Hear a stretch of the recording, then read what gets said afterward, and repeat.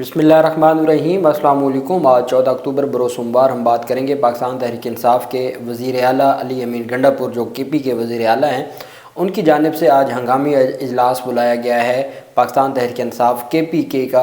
जिसमें कल 15 अक्टूबर में जो एहतजाज होने जा रहा है पाकिस्तान तहरीक इंसाफ की जानिब से, उस पर जो तफसीलात सामने आई हैं और हमाद अज़हर जो पाकिस्तान तहरीक इंसाफ के सदर हैं पंजाब के, उनकी जानिब से जो अनाउंसमेंट की गई है उसकी तफसील मैं आपके साथ शेयर करूँगा और साथ में आपको बताऊँगा कराची में जो अफसोसनाक वाक़या पेश आया और जिस तरीके से जो हमें आइनी अदालत की बातें बताते हैं उनकी आइनी अदालत की हकीकत क्या है जो कराची में हशर किया गया अवाम उन्नास के साथ, उसके ऊपर भी हम बात करेंगे। सबसे पहले मैं आपको बताता चलूँ कि एक अफसोसनाक वाक़या और पाकिस्तान तहरीक इंसाफ के MNA अहम मुकदमे से बरी हुए हैं, उसके ऊपर भी हम बात करेंगे। सबसे पहले हम बात कर लेते हैं लाहौर के एक प्राइवेट कॉलेज जो मुबैना तौर पर नाम आ रहा है पंजाब कॉलेज का। लाहौर में बेसमेंट में, उस कॉलेज की बेसमेंट में सिक्योरिटी गार्ड ने मुबैना तौर पर एक बच्ची के साथ ज़्यादती की है, स्टूडेंट थी, और जिसके ऊपर पुलिस की स्टेटमेंट भी आ गई है। उस कॉलेज के जो तर्जमान है उसकी जानिब से भी तफसील सामने आ गई है और आज वहाँ पर सरापा एहतजाज हैं स्टूडेंट्स उस कॉलेज के, उसके ऊपर भी हम बात करेंगे। सिक्योरिटी गार्ड को वाक़े से मुतल्लिक जो ख़बरें हैं वो सोशल मीडिया पर वायरल हुई, जिसके बाद DIG फैसल कामरान ने कहा है, उनके तर्जमान ने, कि सोशल मीडिया पर वाक़े के बारे में गैर मुसद्दक़ा इत्तलात के गर्दिश करने के बाद मुश्तबा शख्स की गिरफ़्तारी और मामला मज़ीद तहकीकात के लिए खसूसी टीम तश्कील दे दी गई है। FIR दर्ज कर ली गई है और जो सिक्योरिटी गार्ड है, जो मुश्तबा है, जिसके ऊपर शक है, उसको गिरफ़्तार कर लिया गया है। चूँकि इसमें वजह ये बनी है, पुलिस कहती है कि ना ही जो मुतासरा लड़की है और ना उनकी फ़ैमिली की जानिब से फ़िलहाल हमारे साथ कोई रब्ता किया गया है। बयान में कहा गया कि वाक़े से मुतल्लिक ना कोई 15 पर कॉल हमें मौसूल हुई है और ना ही कॉलेज इंतज़ामिया को किसी किस्म की इत्तला मिली है। तर्जमान का कहना था कि सोशल मीडिया पर चलने वाली गैर मुसद्दक़ा रिपोर्ट्स कॉलेज की साख को नुकसान पहुँचाने की कोशिश हो सकती है। वो आवाम से दरख्वास्त करते हैं कि हक़ाइक़ सामने आने तक सोशल मीडिया पर इस हवाले से तबसरा करने से गुरेज़ किया जाए। बयान में कहा कि सोशल मीडिया पर चलने वाली ख़बरों की तस्दीक के लिए मुश्तबा शख्स से पूछगछ की जा रही है, ताहम वाक़े के सोशल मीडिया पर वायरल होने के बावजूद अब तक कोई सबूत सामने नहीं आया। फैसल कामरान ने मज़ीद कहा कि कॉलेज इंतज़ामिया वाक़े से मुतल्लिक़ पुलिस के साथ ताउन कर रही है और उन्होंने इस मामले की तहकीकात की दरख्वास्त की है। रिपोर्ट्स के मुताबिक वाक़े के ख़िलाफ़ तलबा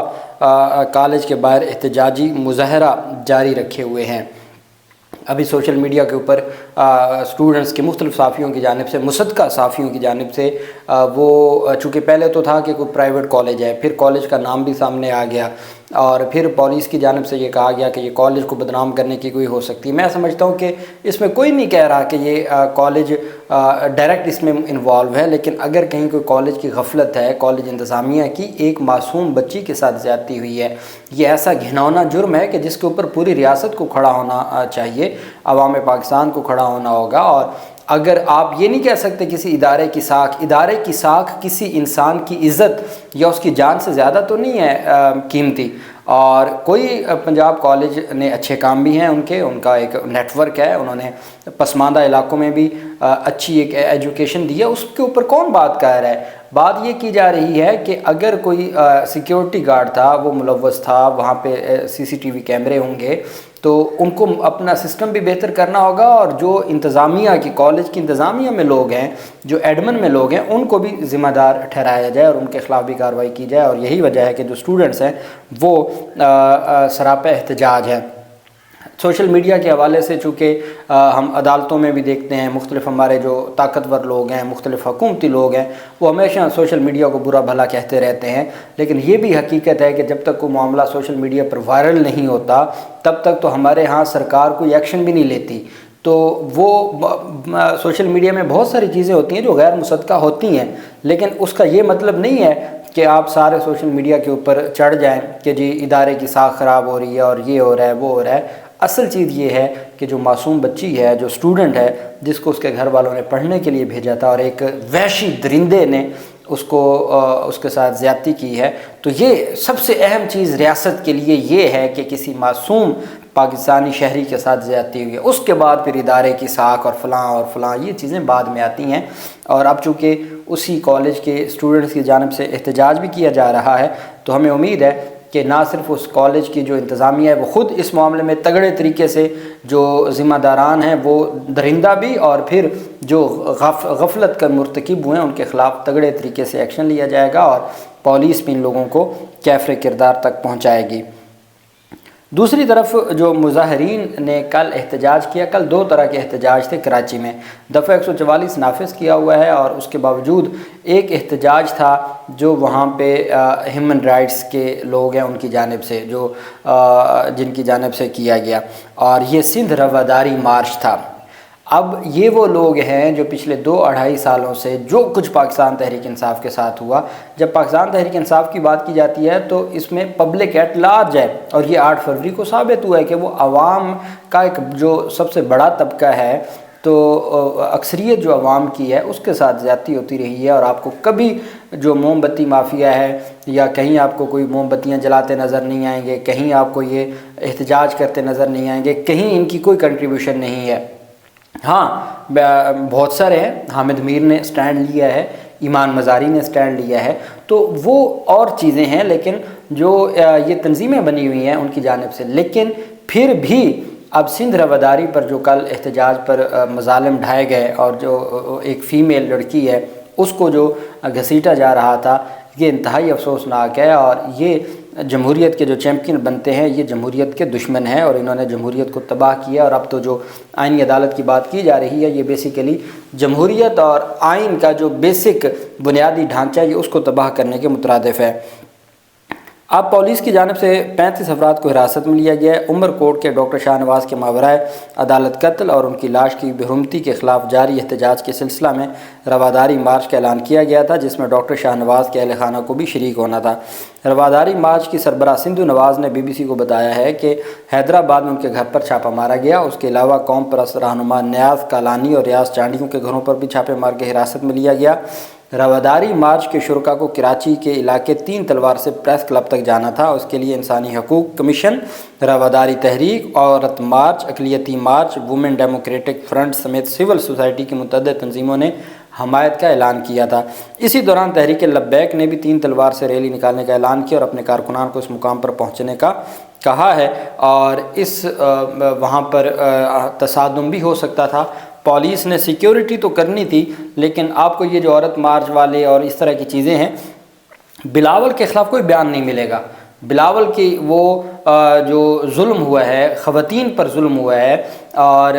نہتی خواتین کو تشدد کا نشانہ بنایا گیا، اس کے باوجود بلاول پھر بھی ان کا آئیڈیل ہے، اور چونکہ بلاول اس نظام کو بچانے میں کردار ادا کر رہا ہے، تو یہ چہرے بدل بدل کے مختلف نام اور ان کی اصل جو بیک ہے وہ آپ دیکھیں گے تو وہ ایک ہی جگہ جا کے یہ ملتے ہیں۔ دوسری طرف پاکستان تحریک انصاف کے MNA ہیں لطیف کھوسہ، سینئر ایڈوکیٹ ہیں سپریم کورٹ آف پاکستان کے، اور سابق وہ رہنما ہیں پاکستان پیپلز پارٹی کے، اور پاکستان تحریک انصاف کے بھی وہ سینئر رہنما ہیں۔ انسداد دہشت گردی عدالت میں ایک اہم سماعت ہوئی۔ انسداد دہشت گردی عدالت لاہور کے جج ارشد جاوید نے، ایک تو میں آپ کو عمران خان کی پہلے مقدمات کی بات بتا دوں اور پھر ہم آ جاتے ہیں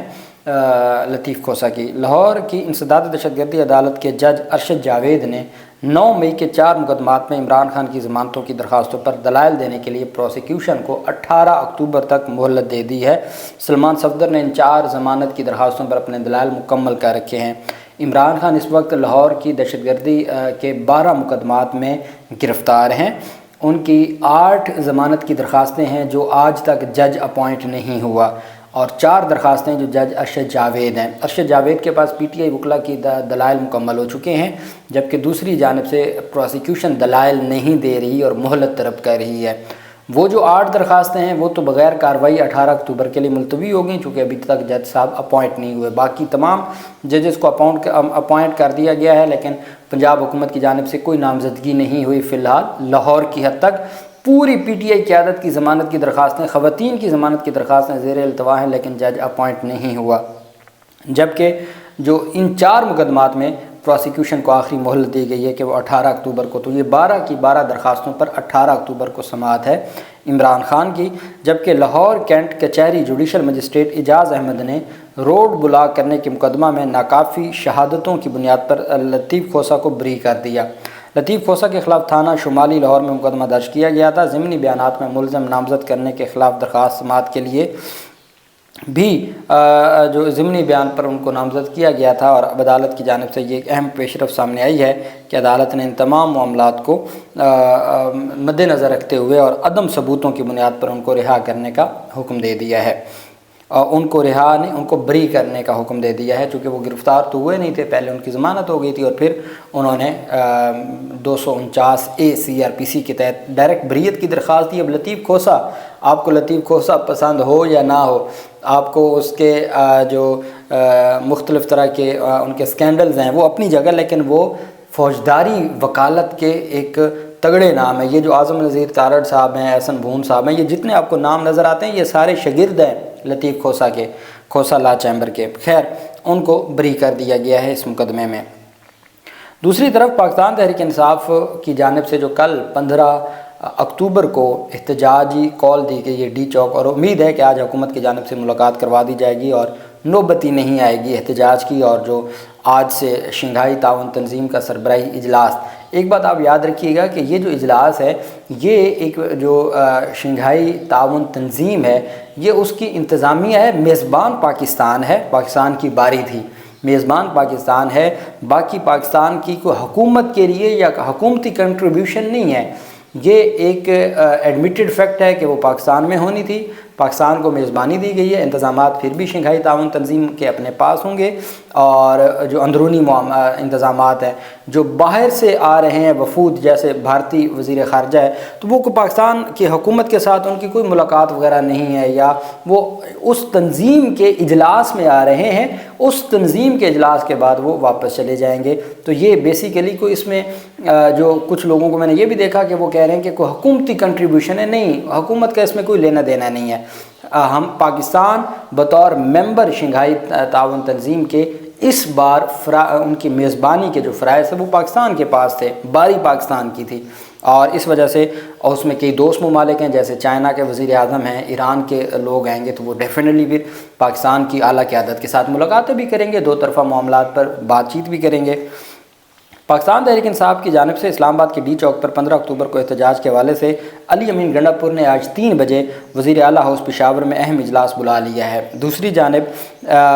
سینئر رہنما حماد اظہر نے اعلان کیا ہے کہ میری جان عمران خان سے زیادہ قیمتی نہیں ہے، 15 اکتوبر کو احتجاج کی قیادت میں خود کروں گا، اور انہوں نے کہا ہے کہ چونکہ عالمی سربراہ اجلاس ہے 15 اور 16 2 دن، لیکن چھٹی 3 دن کے لیے 14، 15، 16، اور پی ٹی آئی کے شیخ وقاص اکرم کی جانب سے بھی کہا گیا ہے کہ جی ہم ہر صورت پاکستان تحریک انصاف صرف عمران خان سے ملاقات کی استدعا کرتی ہے، اگر آپ ملاقات کروائیں گے تو ہم احتجاج کی کال واپس لے لیں گے۔ لیکن علی امین گنڈا پور نے پشاور کی بھی اور خیبر پختونخوا کی پی ٹی آئی قیادت کو وزیر اعلیٰ ہاؤس طلب کر لیا ہے۔ کل کے احتجاج کے حوالے سے حکمت عملی اور تیاریوں کے اوپر بات چیت کی جائے گی۔ پاکستان تحریک انصاف بھی پیچھے ہٹنے کو تیار نہیں ہے، حکومت بھی 10 منٹ کی ملاقات کروانے کو تیار نہیں ہے۔ پاکستان تحریک انصاف کی جو پوائنٹ ہے وہ ویلڈ ہے کہ 10 منٹ ملاقات کروا دی جائے، ان کے میڈیکل جو ہیں ڈاکٹر ہیں یا ان کے وکلا ہیں، 10 منٹ کی ملاقات کروا دیں، کوئی اس میں حرج نہیں ہے۔ ریاست ہے، ریاست کے پاس تو اس دن بھی تو جب اسلام آباد جلسہ تھا تو صبح 7 بجے ڈیالہ کھول دی گئی تھی، تو اب بھی ملاقات کروانے کے بعد کیا ہوگا؟ کچھ بھی نہیں ہے۔ تو خیر خیریت سے یہ سارا ایونٹ ہو جائے گا۔ تو اب دیکھتے ہیں معاملات کس طرف جاتے ہیں۔ اللہ پاک پاکستان کا حامی و ناصر ہو۔ بہت شکریہ۔ اللہ حافظ۔ پاکستان زندہ باد۔